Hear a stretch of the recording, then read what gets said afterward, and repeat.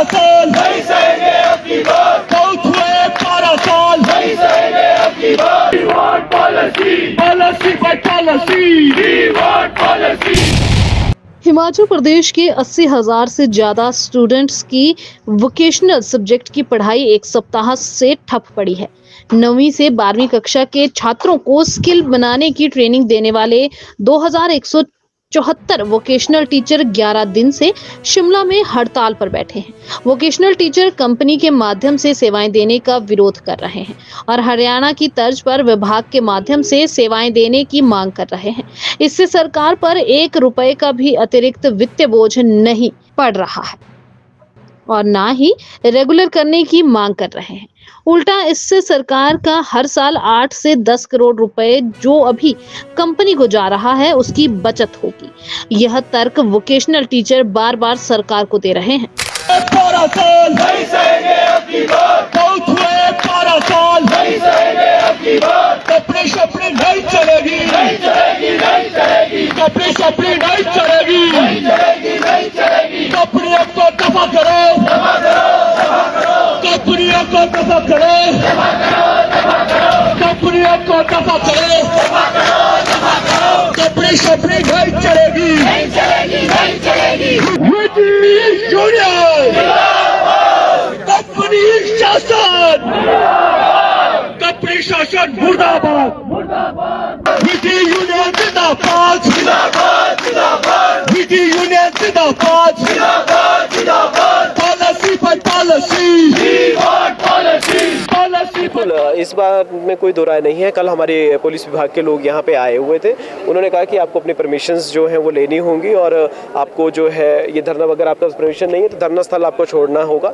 हमने उन्हें जो है एप्लीकेशन जो हमने डिपार्टमेंट एडीएम साहब को जो एप्लीकेशन हमने दी हैं उसमें क्लियरली मेंशन है, डायरी डिस्पैच नंबर उस पर लगा हुआ है। उस पर 7 से 3 दिन हमने 10 तारीख तक की हमने परमिशन मांगी थी, लेकिन उनकी तरफ से कोई रिटर्न में हमारे पास नहीं आया। लेकिन हम यही मान के चलते जब उनकी तरफ से कोई डिनाइल भी नहीं आया तो डेफिनेटली हम उसको जो है पॉजिटिव वे में लेके चले कि जब कोई डिनाइल नहीं आया तो हम उसको कंटिन्यू कर रहे हैं, हमारा प्रदर्शन कंटिन्यू रहेगा। और ये प्रदर्शन जो है किसी भी तरीके से बंद होने वाला नहीं है, ना ये किसी दबाव में बंद होगा, क्योंकि हम जो है बाबा भीमराव अंबेडकर जी की मूर्ति के नीचे बैठे हुए संवैधानिक तरीके से अपनी बात रख रहे हैं और उनके नक्शे कदम पर चलते हुए किसी भी प्रकार का यहाँ पे असंवैधानिक तरीका जो है हमने नहीं अपनाया है, ना कोई हम उबर हुए हैं। और तो हम तो साथ के साथ हमारे साथ आप देख रहे हैं ई टैक्सी वालों का जो कार्यक्रम चल रहा है, यहाँ पे ई टैक्सी का विमोचन होना है। हम लोग तो और लोगों को भी कोऑपरेट करने के लिए बात कर रहे हैं। हमने तो उनको टेबल चेयर और जो हमारे गद्दे, हम सब चीज़ों में के लिए कोऑपरेट करने को तैयार हैं। हम प्रशासन की मजबूरियाँ समझते हैं, प्रशासन के अधिकारियों की हम बात को समझते हैं कि वो उनका कहना अपनी जगह सही है,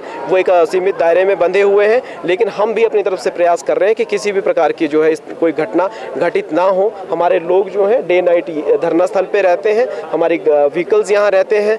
पूरी तरीके से जो है प्रोटेक्शन जो है हम फीमेल बीटीज़ को भी दे रहे हैं, मेल बीटीज़ को भी दे रहे हैं। तो इस तरह से घबराने की ज़रूरत ना प्रशासन को है, सिर्फ गौर करने की ज़रूरत है। तो हमारी मांगों के ऊपर गौर करने की ज़रूरत है, जो कि बिल्कुल छोटी सी मांग है। आप कह रहे हैं कि अब व्यावसायिक शिक्षकों ने आर पार की लड़ाई का ऐलान कर दिया है। अब बस कोई समझौता बीच में नहीं होगा। माननीय मंत्री जी ने कहा था मेरा फेस रिटर्न है। अब हम उनके चेहरे की तरफ देख रहे हैं कि वो उनके ऑफिस से कब रिटर्न में हमारे पास नोटिफिकेशन आती है, जिसको हम जो है अपने व्यावसायिक शिक्षकों के साथ साझा करें और हम लोग जो है सरकार का धन्यवाद करेंगे और खुशी खुशी घरों को जाएंगे। अदरवाइज कंपनियों के अधीन काम करने के लिए अब यहाँ पर बैठे हुए 2174 व्यावसायिक शिक्षक बिल्कुल भी तैयार नहीं है। हम जो है घर जाने के लिए तैयार हैं, लेकिन अब कंपनियों की गुलामी नहीं होगी। देखिए, बातचीत करके ही किसी चीज़ का हल निकाला जा सकता है। शिक्षक हमेशा जो है सकारात्मक सोच के साथ ही आगे बढ़ते हैं। हम जो है कोई उग्र आंदोलन करने के लिए यहाँ नहीं आए हैं। हम चाह रहे हैं कि डायलॉग्स का जो प्रोसेस है वो शुरू हो। माननीय शिक्षा मंत्री जी, माननीय सीएम महोदय हमसे आकर बात करें, एक डायलॉग प्रोसेस शुरू करें, डिपार्टमेंट के लोगों को साथ बैठाएं, एजुकेशन डिपार्टमेंट के लोगों को साथ बैठाएं, हमारी टीम साथ बैठें। जब हम सब एक साथ बैठेंगे तो डेफिनेटली कोई ना कोई वे आउट निकलेगा।